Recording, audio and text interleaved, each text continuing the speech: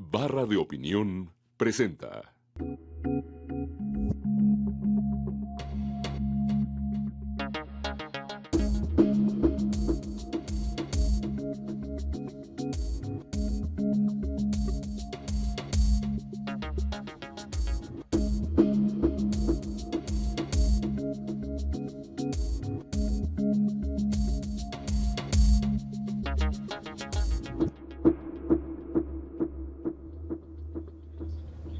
Buenas noches, bienvenidos a una emisión más de Entre Tres. Hoy no tenemos suspirantes a la presidencia, sino tenemos un tema mucho más complicado y serio, que es qué está pasando en materia de fortalezas estatales, de capacidades estatales, dónde hemos sido capaces de enfrentar un poco mejor el problema del crimen organizado y dónde no. Las últimas noticias son aterradoras. Veracruz, que parecía un estado razonablemente seguro, ha sufrido un deterioro muy rápido en términos del indicador que se utiliza, que es cuántos asesinatos vinculados al crimen organizado, y ha terminado con una intervención de las fuerzas federales la semana pasada. Algo similar ha pasado en Guerrero, aunque con más tiempo, el deterioro ha durado más tiempo, pero el Estado ha sido incapaz de enfrentar el problema de la violencia y ha tenido que recurrir a las fuerzas federales. ¿Es realmente la respuesta correcta la intervención de las fuerzas federales? Nos habla de que de un Estado incapaz a nivel de sus entidades de enfrentar estos problemas, pero ¿por qué hay estados donde no tenemos este tipo de dilemas? Incluso Baja California, conoce muy bien a nuestros invitados, que parecía un estado sin solución, ha sido capaz de remontar bastante bien la crisis de seguridad que teníamos antes. Entonces, un poco la pregunta es, ¿qué responsabilidad tienen las entidades? ¿Qué responsabilidad tiene el gobierno federal? Hay zonas del país donde para fines prácticos hoy no hay Estado. Y para discutir esto tenemos a dos expertos en el tema, a Edna Jaime, quien ha escrito mucho recientemente de lo mismo. Edna, ¿cómo estás? Bienvenida. ¿Cómo están? Un gusto estar con ustedes esta noche. Y el segundo es Sergio Sarmiento, quien ha escrito también de esto y además ha tenido algunas reflexiones muy interesantes respecto a las causas del mismo problema. No sé por dónde empezar, a mí me parece que el tema más dramático es otra vez el gobierno federal teniendo que entrar por invitación del Estado a tratar de resolver un problema. Lo primero que habría que decir es cuáles eran las historias, la narrativa de lo que el gobierno federal manejó como oficial, qué ocurrió y qué no ocurrió. La primera versión era que íbamos a pasar por un incremento brutal en el número de crímenes y que después iba a haber como un declive muy severo, y esto según las cifras, y México Evalúa acaba de publicar un material muy interesante al respecto, no se confirma. No es cierto que haya un declive en las cifras. De hecho, hace un par de días viene un periódico de circulación nacional, Reforma, anunciándonos que el ejecutómetro llegó a 10,000 muertos en 9 meses. Entonces, no vamos para abajo. Segundo punto, la teoría de las cucarachas famosa, esta cuestión de que estaban en Baja California, pero como les pegamos en Baja California, entonces se habían ido bajando, o estaban en Tamaulipas, entonces bajaron a Veracruz. Cuando uno ve la incidencia de homicidios dolosos, por ejemplo, en el estado de Tamaulipas, pues sigue siendo más o menos la misma, o en Chihuahua, que la que ahora tenemos en Veracruz o la que ahora tenemos en Guerrero.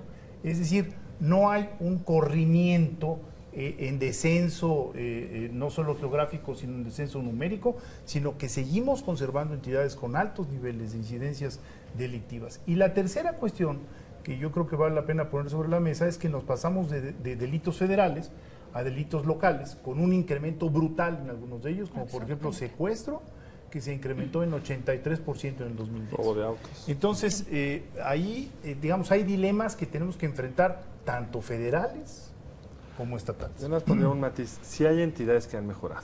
Sin duda. Y Baja California es un dato interesante. Ha caído en 75% el número de homicidios en Baja California, depende de la cifra, pero de que Baja California hoy es distinto. Ahora, ¿cuál es la razón? Hay que verla. Y lo que yo encuentro en Baja California, hablando con los baja californianos, es muy sencillo. Había una guerra entre dos bandas, la de los Arellano Félix y la del Chapo Guzmán, y en parte porque ganó la guerra el Chapo Guzmán y en parte porque el ejército y las policías fueron muy eficaces contra los Arellano Félix, y ya cayó derrotada una banda. Y una vez que cae derrotada la banda, pues se baja la guerra, punto. La pregunta es, ¿qué queda? ¿No? Sí.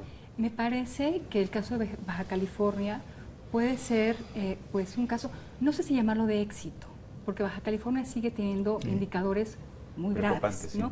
Pero de que han bajado Los homicidios. los homicidios, los Sí. secuestros, los delitos que más lastiman a la sociedad, eso es indudable. La gente tiene más confianza en sus instituciones, que es notable. La gente está regresando a Tijuana, la que la había abandonado. O sea, hay indicadores. Hay turismo ya en Hay Tijuana, turismo. cosa que no había hace Ahora, 2 años. la pregunta es muy claro que hubo una participación del ejército y se logró una coordinación muy eficaz, ¿no? Municipio, Estado, Federación y las Fuerzas Armadas. Las Fuerzas Armadas tenían el control de la seguridad de la ciudad. Ahora, ¿cómo poder trascender ese punto? O sea, ¿cómo pueden las fuerzas federales, Ejército, Policía Federal, traspasar a fuerzas civiles y de la localidad la seguridad? A mí me parece que ese tránsito es clave para Tijuana y para Baja California en general, y si logran hacerlo vamos a tener un modelo que a lo mejor puede ser todavía, emulable. A tu juicio, todavía veremos esta transferencia de la estafeta, todavía no se ha soltado ese control que es, a fin de cuentas, la prueba básica, que esté ya en control de las autoridades responsables, policíacas, de justicia, de procuración de justicia, capaces de asegurar la seguridad y la tranquilidad del Estado. Y esa estafeta todavía Yo creo que no se transfiere. está en proceso, pero también hay indicadores de su sistema de justicia penal que indican que han estado trabajando para fortalecerlo, ¿no? Sus ministerios públicos, la propia policía estatal, la propia policía municipal. Entonces, si se logra ese tránsito y si hay fortalecimiento institucional y si el fortalecimiento institucional se traduce en la contención de los delitos violentos y de las bandas violentas y del crimen violento, yo creo que estaríamos hablando de un caso importante Ahora, Sergio en nuestro mapa, ¿no? Sergio ha dicho una cosa adicional que yo tengo ahí algunas dudas, que es la variable clave, y así empezaste con tu explicación, es que una de las dos grupos ganó. Así es. Pero esta es un poco la versión original del gobierno, que el crimen es resultado de que se están matando los malos y en algún momento se van a dejar de matar los malos.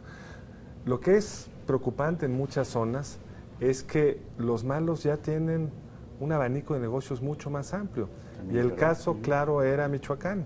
En Michoacán dominaba una banda criminal llamada la Familia Michoacán. Cuando entran las fuerzas federales, entran a petición del gobernador, porque hay una violencia no entre grupos, porque siempre hay la presión de los externos que quieren entrar, sino al interior de la población. Creo que tenemos una evolución, una triste evolución en el crimen organizado, y hay una serie de grupos que no se contentan con pasar la droga. Si tienen el recurso de la violencia, quieren dedicarse a otros negocios. La piratería, la extorsión, el secuestro, son los dueños del territorio y actúan como tal. Y eso es lo que vuelve, yo creo que el problema mucho más complicado, porque no se resuelve simplemente diciendo, démosle la llave del problema a uno de los grupos. No, para nada, sí.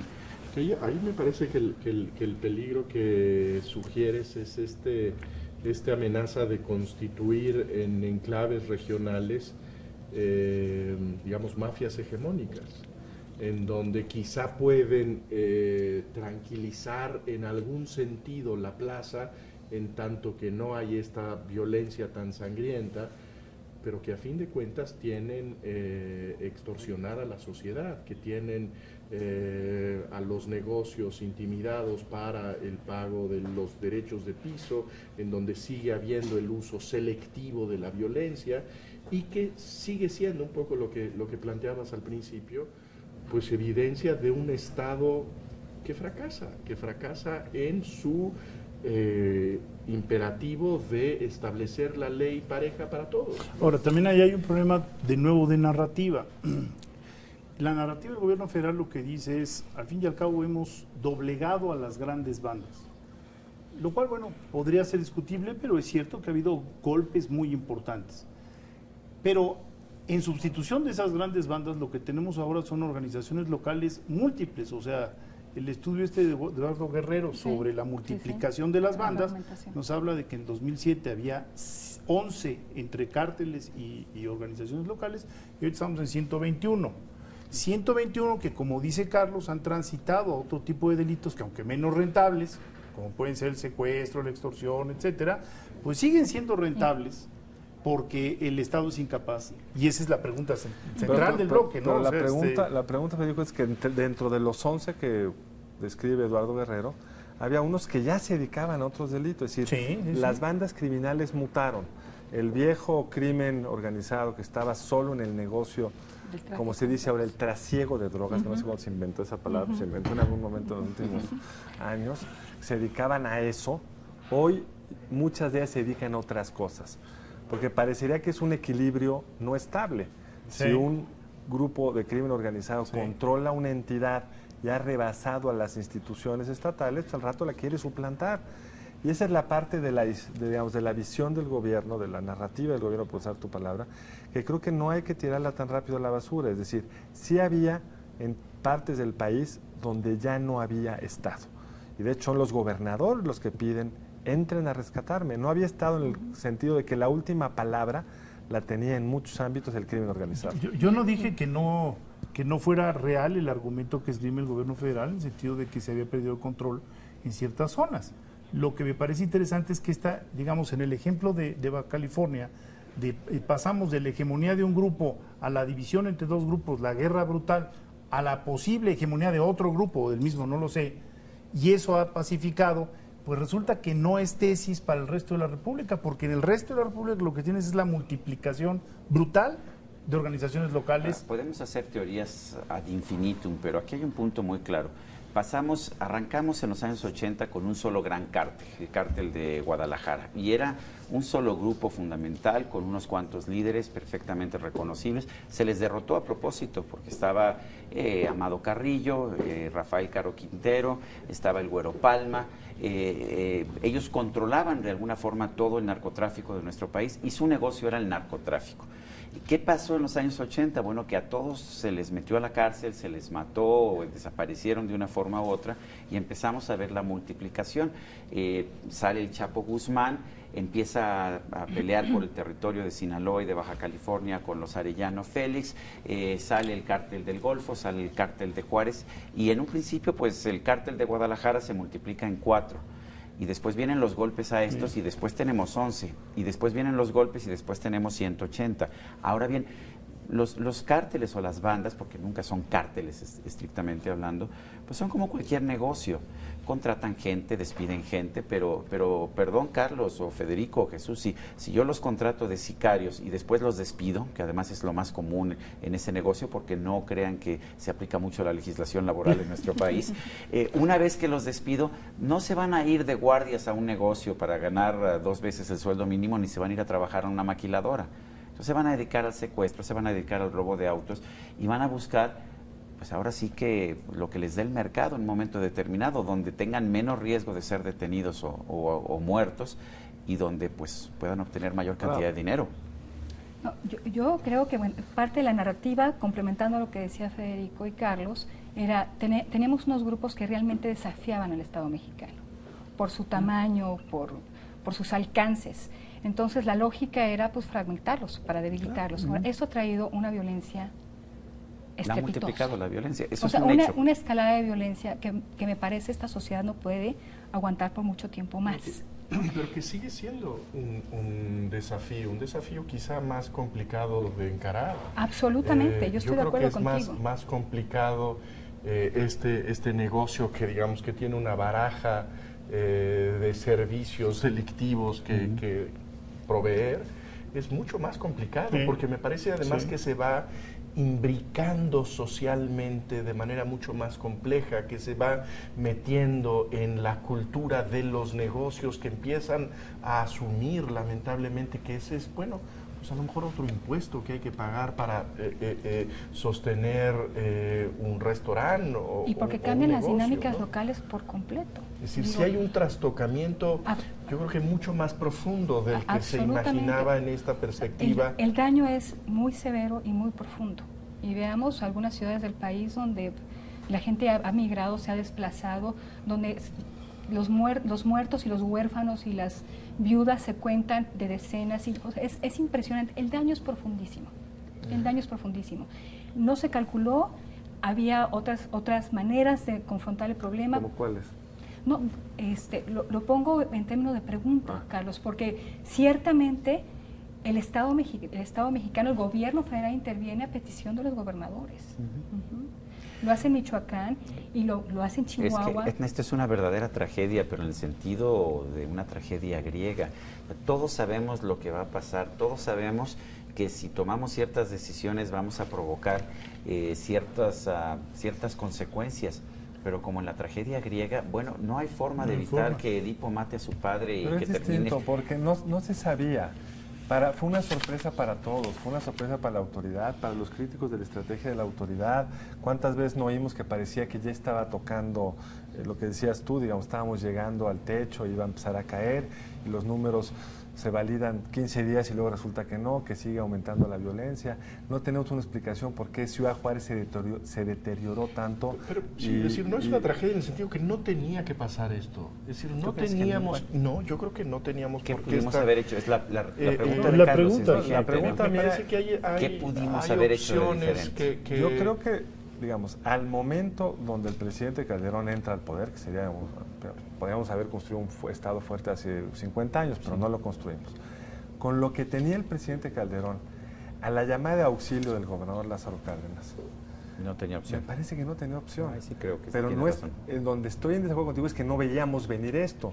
Parecía que era una solución, y si ves los datos de Eduardo Guerrero, al principio mejora y luego ¡pum!, se vuelve a salir del control. ¿Por qué? Porque echamos a andar una dinámica aún más complicada, pero en la que estábamos no era sostenible. Ya eran grupos con una capacidad de dañar a la sociedad gigantesca y que tenían acorralado al gobernador. No podía salir del Palacio de Gobierno. Y un Estado profundamente débil. O sea, yo creo que el tamaño de la reacción o de este efecto no anticipado tiene que ver con la debilidad del Estado. O sea, hay estados de la República, entidades, municipios donde no existe la fuerza policial, Mira, donde no hay Estado. El hubiera es muy sencillo, estoy de acuerdo, Carlos, pero de lo que sí no hay duda es que si tú desmantelas un cártel fuerte que más o menos tiene control sobre un territorio, te surgen 4 o 5. Pero lo hicieron en los 80s, como tú lo acabas de escribir hace 5 minutos. Sí, y generó una cierta violencia, pero no esta. Y dejaron, No, dejaron de desafiar al Estado. Ese cártel había desafiado a los Estados Unidos, nos metió en una bronca internacional monumental por el asesinato muerte de Enrique Camarena. de Sí. Enrique Camarena. Entonces, bueno, el gobierno llegó un momento. ¿En qué momento tú dices, oye, ya fue suficiente? Porque el otro equilibrio tampoco es estable. Bueno, entonces no los vamos a... Les manda la señal de que no los puedes desmantelar porque te da miedo lo que viene después. Pues ¿quién acaba gobernando? Ese cartel no desmantelable, que también en una lógica de negocio va a ir acumulando más poder, más recursos, más sicarios, más capacidad de hacer daño, hasta que Pero tiene aquí- comprado a todos. Aquí sí tenemos que quizás llegar incluso a lo que planteaba el presidente Calderón hace algunos días, que finalmente empezó a plantearlo y ya abiertamente después de la tragedia del Casino Royal, es si no se puede controlar la demanda, pues tenemos que buscar soluciones de mercado, porque sabemos que, uno, los cárteles no están nada más dedicados, los cárteles no están nada más dedicados a la droga, ya están dedicados a muchas otras cosas, pero desde hace mucho tiempo su principal flujo de ingresos ha provenido de la droga. Y yo sí creo que el presidente Calderón de repente dijo, bueno, realmente no hemos, en 50 años de guerra contra el narco no hemos logrado disminuir la demanda, particularmente en Estados Unidos y en otros países, pero ni siquiera en México. Pero eso, digamos, tú que hablabas de la tragedia griega y parece como escena, digamos, de un soliloquio en donde el presidente Calderón se pregunta sobre la legalización de la droga o no, pero ese soliloquio ante la nación e incluso frente a los Estados Unidos, en los Estados Unidos, no tiene absolutamente ninguna consecuencia de propuesta concreta. ¿Qué está pensando el presidente? Sí está planteándose el decirle a los Estados Unidos, vayamos juntos a la legalización de ciertas drogas. Yo creo que no lo está diciendo. Yo creo que Yo creo que los problemas, Jesús, los problemas, para resolverlos primero tienes que aceptarlos y entenderlos. Yo sí creo que hemos vivido en negación durante mucho tiempo, diciendo sí se puede disminuir, sí podemos combatir el uso de las drogas, reprimiendo el tráfico de drogas y reprimiendo el consumo de drogas. Hoy ya sabemos que no se puede. No. Y yo sí creo que hay ¿Y lo sabe el gobierno federal? Es que no sé, yo por lo pronto en las famosas declaraciones, la famosa presentación del presidente Calderón después de la tragedia del Casino Royal, yo sí veo, sí es una cosa que el presidente quizás nos decía a nosotros en privado, pero ir en público y además después ir a la asamblea de la ONU y decir si no se puede controlar la demanda de drogas, tenemos que buscar soluciones de mercado, pues yo sí creo que es empezar a darse cuenta por dónde está el problema. Pero es una parte del problema. Ojalá fuera Yo sé tan que es una fácil. parte Pero déjenme decir, Pero un momento, orden en la mesa, tenemos que ir a un corte. Vamos a un ese es corte. otro problema. Un problema muy concreto y que sí tiene solución. Tenemos que ir a un corte. Vamos a un corte y seguimos aquí platicando sobre el problema que más afecta ahorita a los mexicanos, según nos indican todos los estudios, sobre la inseguridad. Vamos a un corte y regresamos.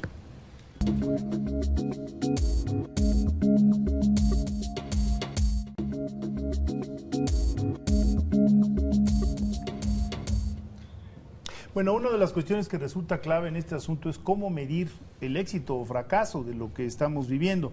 Ya lo decía Edna Jaime en el primer bloque, debemos de tener de alguna manera alguna experiencia, si no de éxito, por lo menos que nos dé alguna luz al final del túnel. Pero resulta que la incautación o la destrucción de narcoplantíos no ha aumentado, ha caído. El consumo de droga en nuestro país no ha caído. Y bueno, el número de muertos es verdaderamente monumental. Entonces necesitamos buscar en este escenario algunos casos, algunos ejemplos que nos permitan decir la estrategia es correcta. Y yo creo, introduzco allí nada más un tema, creo que también se han perdido batallas simbólicas, o que el narco ha dado batallas simbólicas muy, muy bien dadas, como por ejemplo lo de Veracruz. Ir a arrojar esa cantidad de cuerpos 24 horas antes de que se dé la reunión de los procuradores es una batalla simbólica que necesita una victoria simbólica. Ahora, es una batalla Totalmente simbólica muy curiosa porque acaban pagando el costo de tener pues, más elementos armados dificultándoles el negocio. Es decir, ¿en qué momento estos desafíos les cuestan al narco? Es lo que acaba poniendo límites. ¿Por qué en Estados Unidos no matan a un agente del FBI? Porque ese desafío es intolerable. En ese momento hay la capacidad estatal para reprimirlos. Horrible tragedia del Casino Royal pues acabó siendo muy, muy costosa para ellos como negocio. No quito la tragedia ni mucho menos, pero a lo que voy es el éxito de una estrategia como esta se va marcando cuando ya no te avientan esos desafíos, porque saben que el costo por la respuesta que vas a poder hacer va a ser mucho mayor. Ahora, y al parecer todavía estamos lejos. El lejos. caso de Zapata, la gente, Claro. la gente de migración, la gente estadounidense en México. Bueno, el hecho está en que después de que fue asesinado, las autoridades estadounidenses capturaron a ciento y tantos, pero los capturaron, quiere decir que ya sabían quiénes eran, Claro. que no, por alguna razón habían decidido no moverse en contra de ellos, y el momento en que decidieron aquí les voy a pegar, les pegaron y ciento y tantos. Pero es que esa es la señal, lo que tienes es inteligencia. Yo creo que ningún estado más o menos razonable y serio cree que va a eliminar el problema del consumo de drogas. No están ni los más fanáticos creyendo que eso lo van a lograr. Lo que esperan es poderlo contener. Hay la idea, y hay evidencia fragmentada, lo sabemos, que si liberalizas al principio hay una subida en el consumo de drogas. Aunque no pasó en Portugal. Sí. No pasó en Portugal, pero la ONU tiene, digamos, toda una serie de esa es la documentos. teoría de que liberalizas, aumenta el consumo. Pero a lo que por voy lo menos ni en un siquiera es principio. ese tema, que habría que saberlo empíricamente. Es, en Estados Unidos, desde la época de Nixon, que es el que empieza con esto, sí hay el interés de contenerlo, pero si alguien sabe que los mercados negros operan cuando hay oferta y demanda, pues son los gringos, que los Estados Unidos han... Yo no sé si Nixon lo sabía, que puso controles de precios, Puso que controles de controló precio y el precio todo. de la gasolina y se le disparó, y que empezó la guerra contra las drogas. Empezó la guerra. Pero lo que los Estados Unidos sí han hecho muy bien es marcarles límites a las bandas de crimen organizado. Por lo menos no tienen homicidios. Hay que tener así es. capacidad. Porque tienen capacidad Y estatal, hay que tienen tener inteligencia contundencia. y contundencia. Y yo creo que el Estado mexicano, No tiene ninguna de las tres. infortunadamente, ha mostrado debilidad una vez tras otra. Y como tú decías, Federico, en su narrativa nunca incluyó elementos para decir si íbamos bien o íbamos mal. O sea, No hay forma de evaluar, ¿no? nos dijo, va a haber más violencia porque es parte del debilitamiento de las bandas. Pero no tenemos manera de asir o de saber si vamos por buen camino. Los números de incidencia delictiva, los territorios que tienen delitos cada vez son más. Hemos duplicado y triplicado los delitos violentos en los últimos años. Entonces, Pues sí es... Hay más municipios Hay más municipios, Pero el hay más criterio estados es nada. emproblemados. Yo no sé si estés de acuerdo, el criterio debería ser, ¿está disminuyendo el consumo de drogas o no está disminuyendo? El único criterio que tenemos para medirlo es la encuesta nacional de adicciones y nos dice que está subiendo. Pero, Sergio, yo pondría otros parámetros. ¿Me siento seguro o me siento inseguro? ¿Cuál es mi probabilidad de ser secuestrado? ¿Cuál es mi probabilidad de morir asesinada? Yo creo que esas son las cosas que nos afectan cotidianamente. El consumo de drogas pues está lejos de los Tú lo has círculos. escrito muy bien. Esas son las decisiones de los individuos. Son daños que ellos mismos se generan. Lo que el Estado debería estar concentrando sus esfuerzos es en los daños a los inocentes, al que es secuestrado sin que haya decidido tomar una decisión de vida, que es fumar o no fumar tal sustancia. La guerra empieza para impedir o para contener el uso de drogas o para disminuir el uso de drogas. Entonces yo creo que ese debe ser el criterio. Y luego además vienen los demás criterios.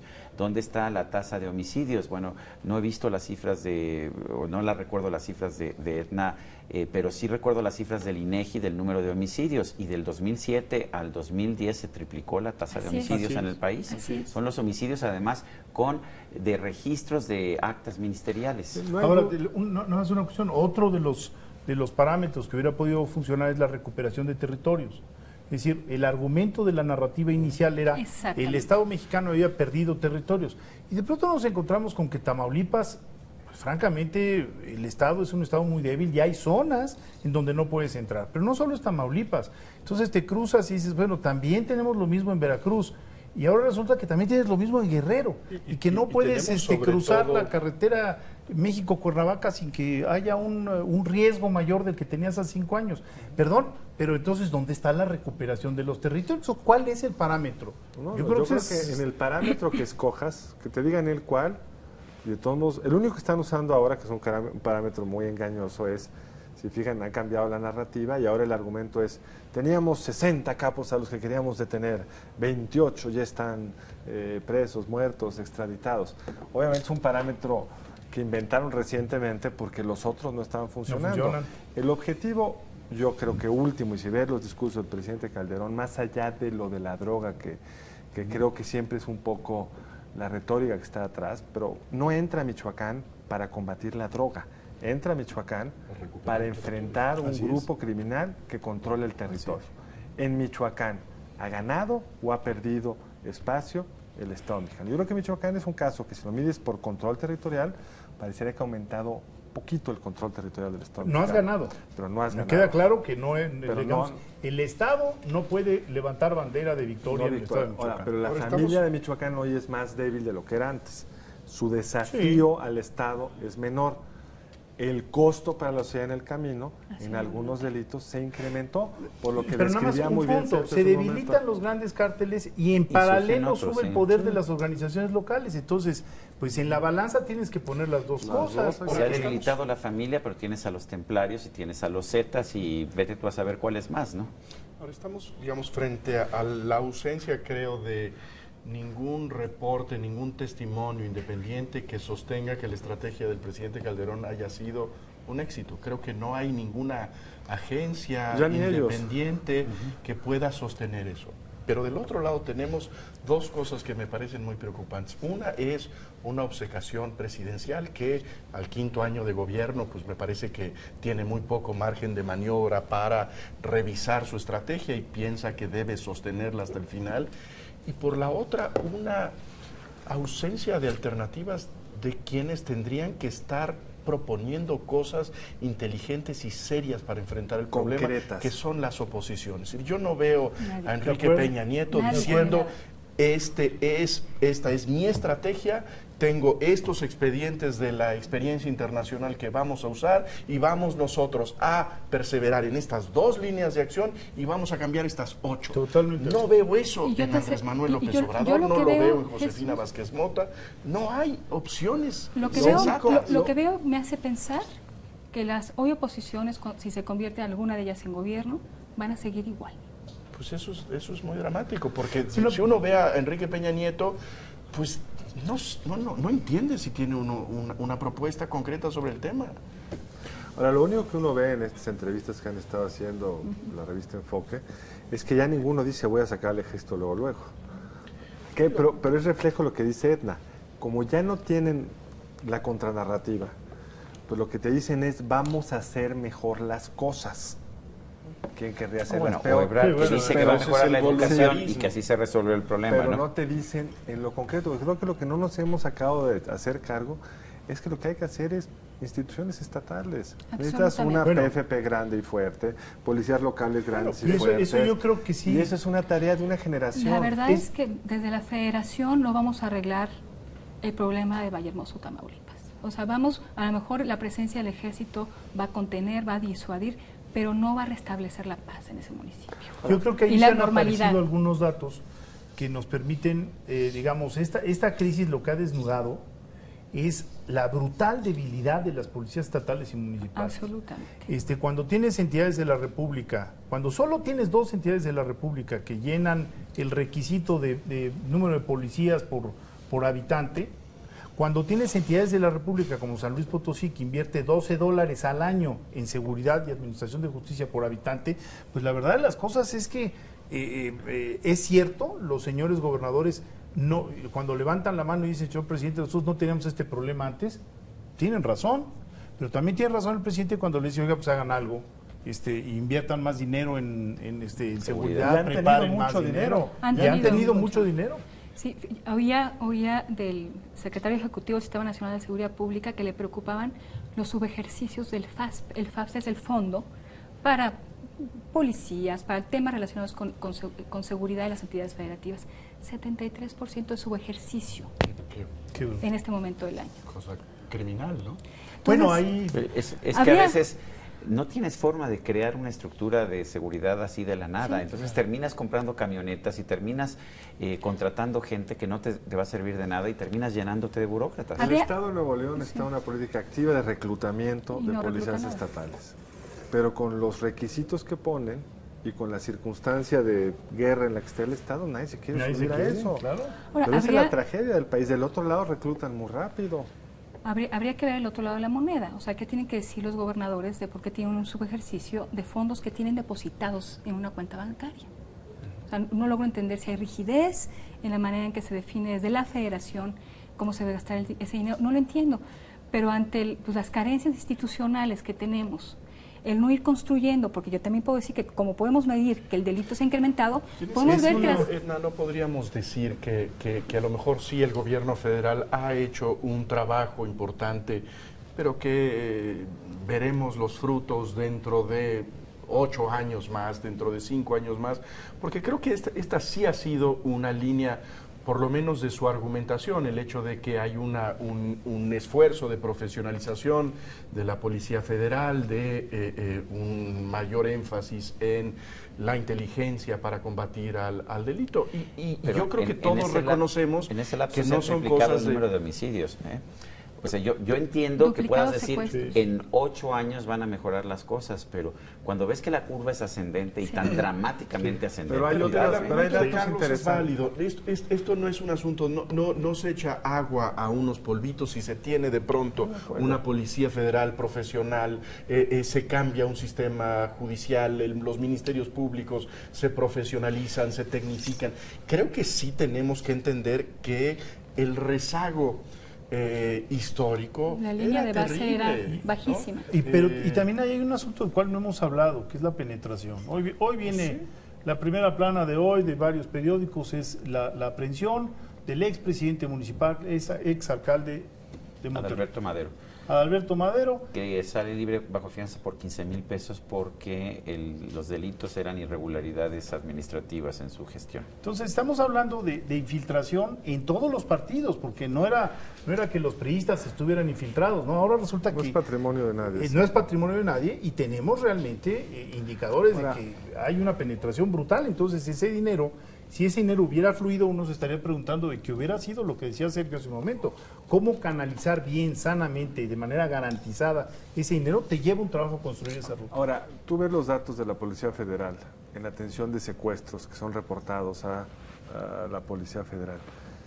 no sé, alguno de ustedes ha ido a cómo te lo explican, es muy impresionante. Hoy tiene unas capacidades técnicas que quien denuncia un secuestro frente a esa policía, el porcentaje de éxito es gigantesco. Y aparentemente no están penetrados, tienen todos los tipos de control de confianza, etcétera. Pero el presidente empezó esta guerra y se dio cuenta al año y medio, o al año, no me acuerdo cuánto, que los segundos de a bordo de seguridad pública y de la PGR, encargados de la parte del combate, estaban penetrados por Beltrán Leiva. Entonces, ahí es donde te preguntas, no es que no haya que hacer algo, no puedes mantener el equilibrio con Beltrán Leiva controlando la PGR, sino cómo arreglas el problema que tienes en estados donde ya no hay capacidades estatales, tienes que intervenir a la par de arreglar el coche. Hay que cambiar la llanta a un coche que se está moviendo. En movimiento. Bueno, nosotros tenemos que cambiar de ciclo aquí también en el programa, tenemos que hacer una pausa y regresamos muy pronto a seguir hablando de estos temas.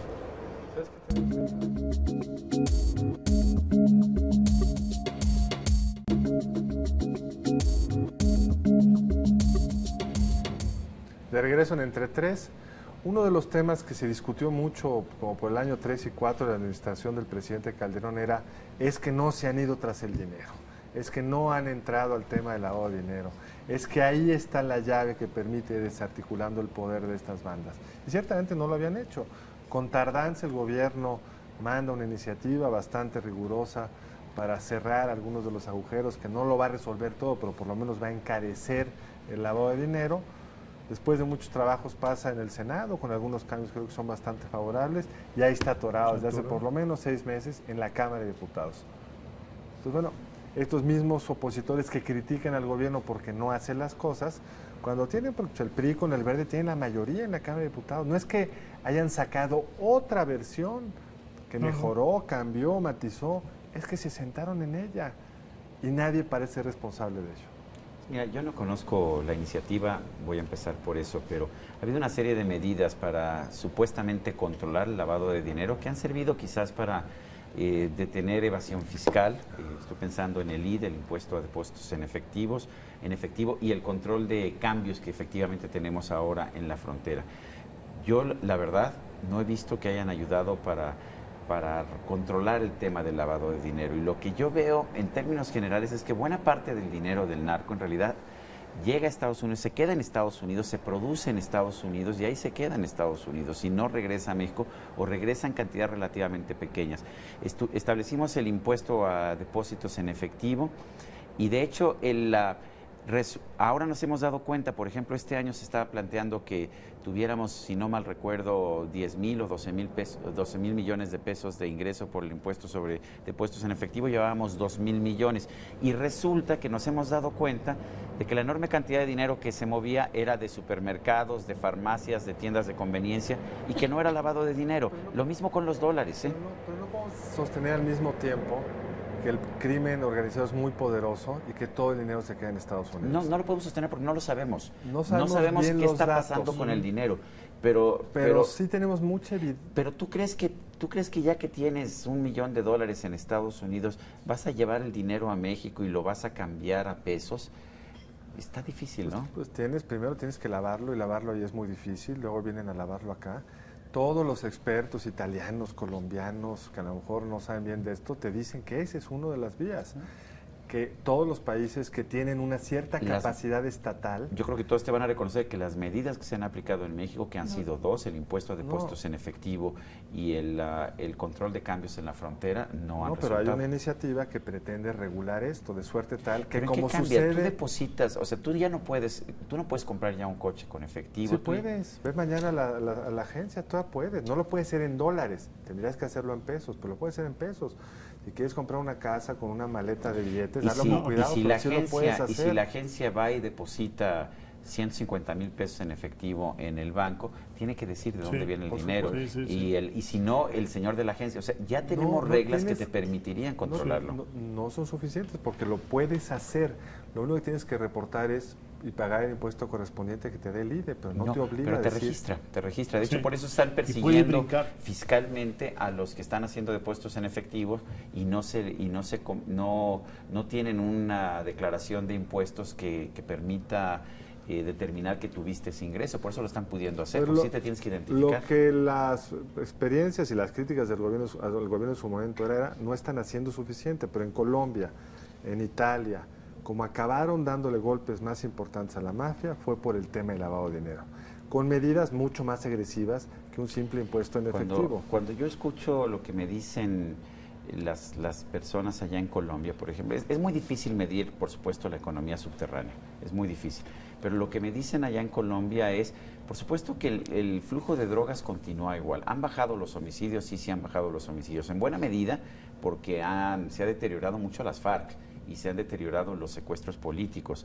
Eso es lo que ha bajado en Colombia, pero te dicen, pues el flujo de drogas sigue igual y el flujo de dinero también está igual. Eso es lo que me dicen los colombianos. A lo mejor estoy equivocado. Que es de alguna manera una especie de forma de convivencia, nos guste o no, de otra forma de convivencia, no agredas a la sociedad, porque creo que también algo que ha envenenado mucho el ambiente es que la discusión en realidad está, lo hemos dicho en esta mesa, está en el margen, o sea, nadie en su sano juicio está diciendo al gobierno federal, sálgase del combate en el crimen organizado, nadie está diciendo, lo que se está diciendo es hay que afinar la estrategia, hay que encontrar una fórmula más efectiva en donde el costo social sea menor, porque el costo social de esta estrategia es altísimo. Y yo creo que nos tenemos que hacer cargo de la violencia, porque los costos que está generando para el país, para las familias, para las localidades son inconmensurables. Sí. Entonces a mí me parece prioridad hacernos cargos de la violencia. Cuando hablamos de costo social, creo que en general nos referimos a esta ausencia de control estatal, hablamos de los costos económicos, pero me parece que también tendríamos que arriesgarnos a meternos en un terreno que es muy complicado, que es el costo que tiene este conflicto en términos morales para la sociedad mexicana. Yo creo que no hay que rehuir la reflexión moral. Porque si hablamos de tantos miles de muertos, pues tenemos que asumir que hay muchos más de miles de huérfanos y muchos más miles de viudos y viudas, y que estamos nosotros en presencia de una sociedad en donde la alternativa de dedicarse a matar personas es una opción de vida que resulta atractiva para cientos y miles de jóvenes mexicanos que están en la secundaria. Yo creo que tenemos que hacernos cargo de esto, que sí hay un problema de una ruptura de valores esenciales en la sociedad. Me parece muy complicado cómo se atiende este tema, cómo se convierte en una política del Estado mexicano. ¿Y cómo eso se puede reproducir? Porque estás generando, como tú decías, familias rotas, familias que van a tener menos oportunidades, niños sin padres. O sea, ¿qué va a significar para este país? Que están marcados el tener tantos deudos. Por un país que creo que en muchos ámbitos se ha sumergido en la barbarie. Yo creo que lo que vemos constantemente, estos despliegues, no solamente de violencia, de crueldad, me parece que sí es constatar que el país está en un retroceso de civilización. Mira, digo, para tratar de ponerle algún tipo de parámetros, en alguna ocasión leí que en Estados Unidos se multiplicaba por 5, digamos, un efectivo que tuviera una lesión, hubiera desaparecido, etcétera, eso lo tienes que multiplicar por 5 y entonces más o menos esa es la lesión que le estás causando a la sociedad. Es decir, si hay 100,000 muertos, heridos, etcétera, pues hay 500,000 afectados. Sí. Bueno, pero fíjense ustedes nada más una cosa, hablando de Estados Unidos, la matanza que convulsionó a la sociedad de Estados Unidos allá en los años 20, que provocó que el FBI y todas las instancias federales se metieran en la lucha contra el alcohol, contra las mafias del alcohol, contra los Bugsy Malone y contra los Al Capone, fue la matanza de San Valentín. La matanza de San Valentín fueron 7 muertos, los 7 de la banda de los irlandeses allá en Chicago.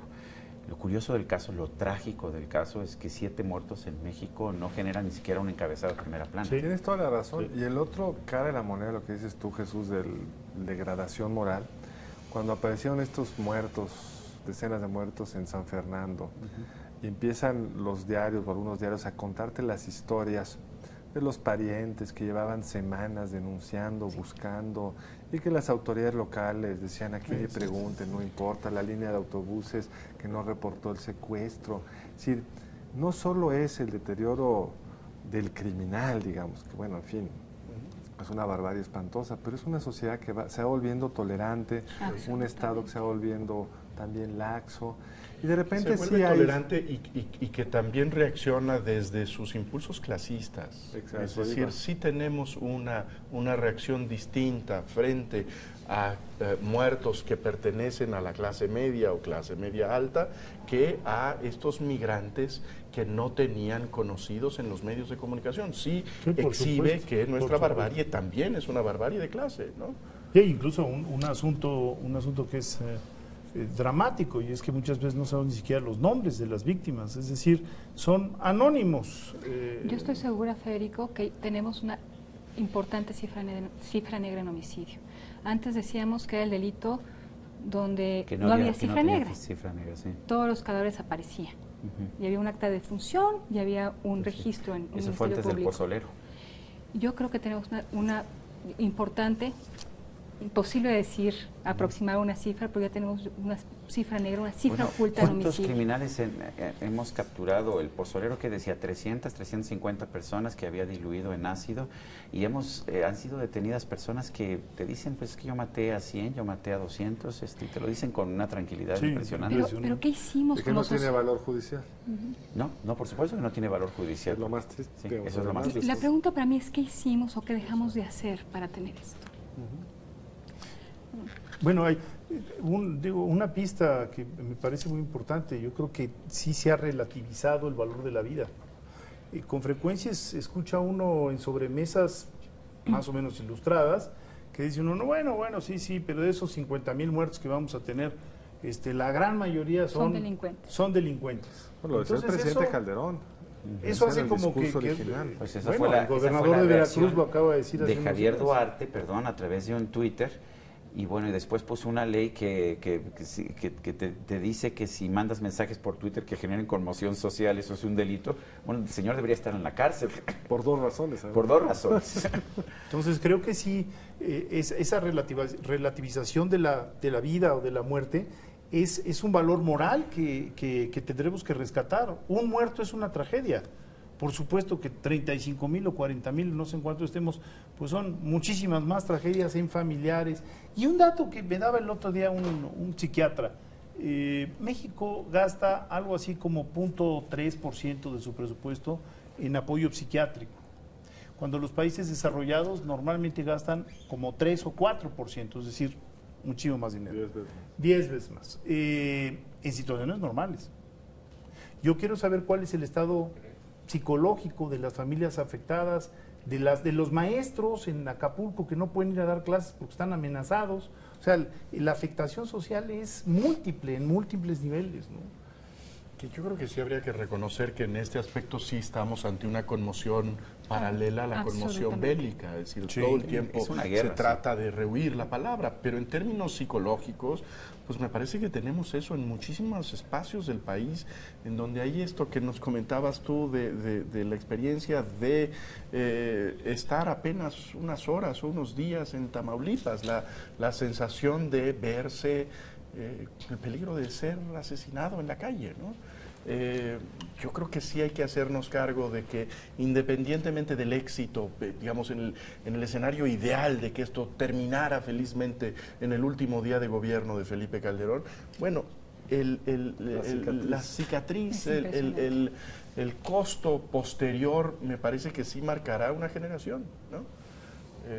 No hay forma de sacudirnos ese No hay impacto, forma de ¿no? sacudirlo, pero por lo menos que sirviera para construir las instituciones y tomar las medidas, no solo policíacas, sino educativas y de otro orden, De prevención. que llevaron a esto.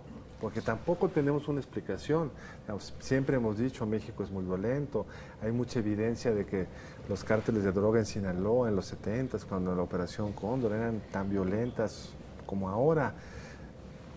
Pero hasta- parecía un problema contenido, parecía. Ese sexenio lo comenzamos con 8.3 homicidios por cada 100,000 y habitantes, ahora el más tenemos bajo de la historia. 22, según el INEGI. ¿Cuál? 22 22, según el INEGI. Que son los que teníamos en los 90s.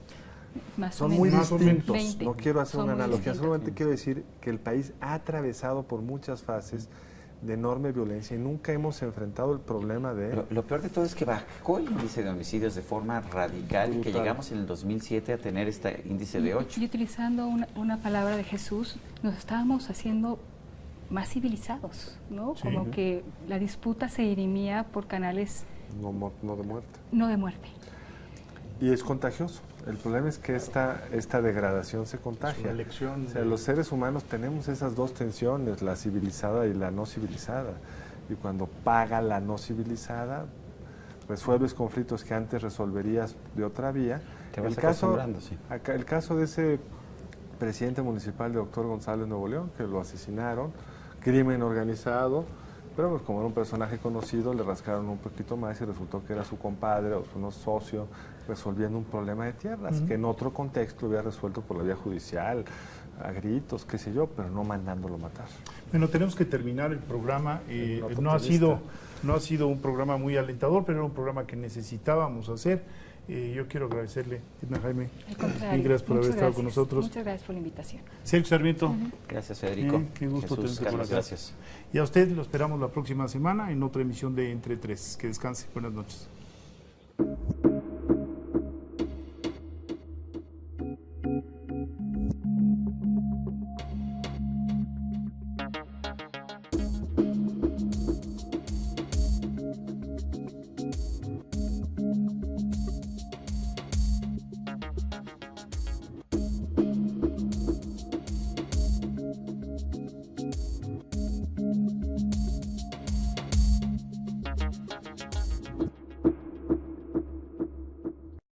Barra de Opinión presentó.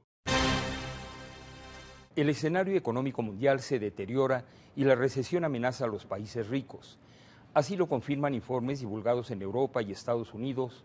Las autoridades políticas, acosadas por los mercados, están implementando medidas para impedir una recaída en la crisis que en 2009 sumió al mundo en la peor recesión en más de 70 años. La OCDE revisó en fuerte baja sus previsiones y admitió el riesgo de que algunos países ricos caigan en una nueva recesión y de que la crisis de la eurozona se agrave. El Fondo Monetario Internacional coincidió con el diagnóstico. La economía mundial está enlenteciéndose más rápidamente y los obstáculos para el crecimiento aumentan. En nuestro país, sin dudarlo, es urgente llegar a acuerdos para blindar la economía.